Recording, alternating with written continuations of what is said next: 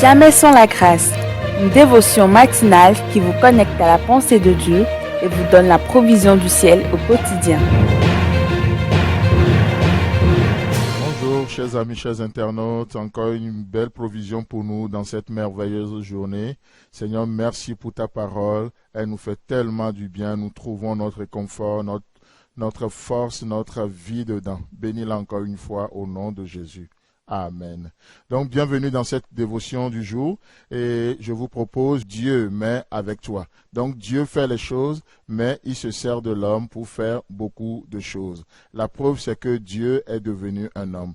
Il n'était pas un homme, il a fait l'homme à son image, l'homme a échoué et Dieu est devenu un homme pour rattraper, pour racheter l'homme, je dirais plutôt, pour racheter l'homme. Donc, ce matin, je vous propose, toujours dans le même sens, Éphésiens chapitre 2, le verset 20, vous avez été édifiés sur le fondement des apôtres et des prophètes, Jésus-Christ lui-même étant la pierre angulaire.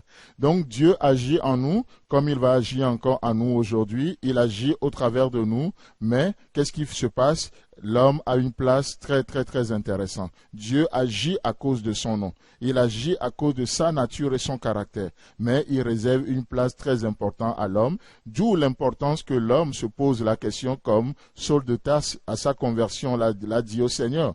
Qu'est-ce que tu veux que je fasse? La deuxième question qu'il a posée. Et dans cette journée, j'aimerais attirer notre attention là-dessus. Donc Dieu a le plan.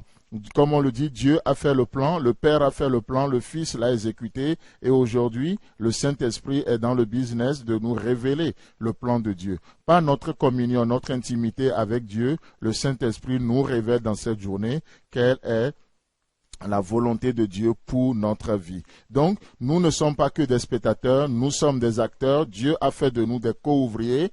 Même si on pense que l'Église n'était pas bâtie sur la personne de Pierre, l'Église, en tout cas les apôtres, ont joué un très grand rôle. Donc, Pierre, on l'a vu hier, il a mené l'Évangile, en tout cas l'Église par lui. L'Église était née au milieu des Juifs, au milieu des Samaritains et au milieu des païens.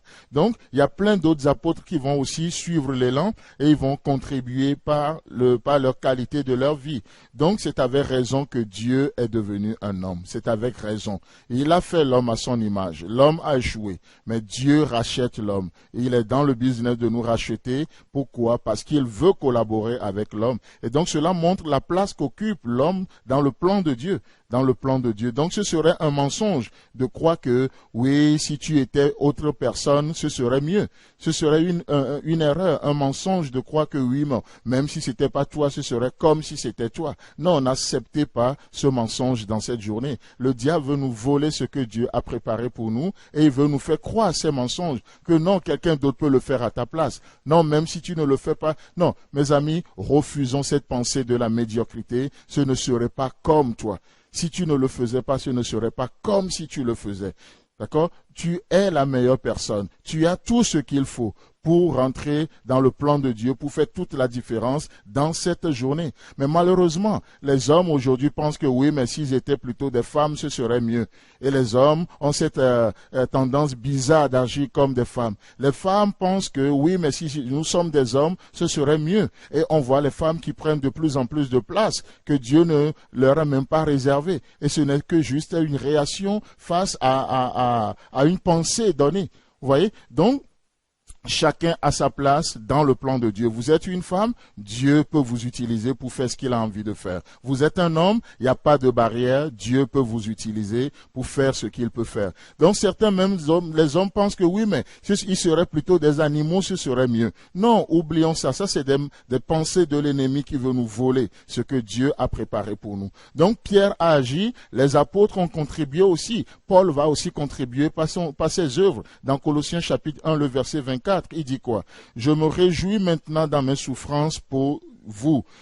Et ce qui manque aux souffrances de Jésus-Christ, je l'achève en ma chair pour son corps, qui est l'Église. Donc, qu'est-ce que l'apôtre Paul voulait dire par ce verset? Oui, qu'il a versé son sang, il n'y a plus rien à faire, il n'y a plus rien à ajouter à ce qu'il a fait aujourd'hui. L'œuvre est parfaite, l'œuvre est accomplie. Mais laissez-moi vous dire qu'on a besoin d'apporter ce message le plus loin possible. C'est ce que Paul est en train d'expliquer ici. Oui, Christ est mort, mais tous les païens ne connaissent pas ce message. Et par ma vie donnée, les païens doivent connaître ce message. Et par ma vie donnée en termes d'évangélisation, en termes de mission, et par mes dons donnés, et par mes capacités, mon matériel donné, et par mes finances données, alors je contribue à ce qui manque à la souffrance de Christ. Et c'est ça, rencontrer la volonté de Dieu pour notre vie. Et d'autres apôtres aussi vont contribuer à ça. Des gens comme Jean, les gens comme Matthieu, par leurs écrits, par tout ce qu'ils feront, ils vont aussi contribuer à ce que l'œuvre de Dieu soit faite.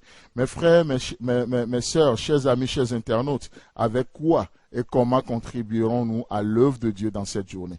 Par votre vie d'obéissance, vous pouvez faire toute la différence. Ce ne serait pas mieux si c'était quelqu'un, mais ce serait parfait si tu rentrais aujourd'hui dans cette journée dans l'appel de Dieu pour ta vie. Que Dieu te bénisse et à demain. Si vous avez aimé cette émission, parlez-en à vos amis.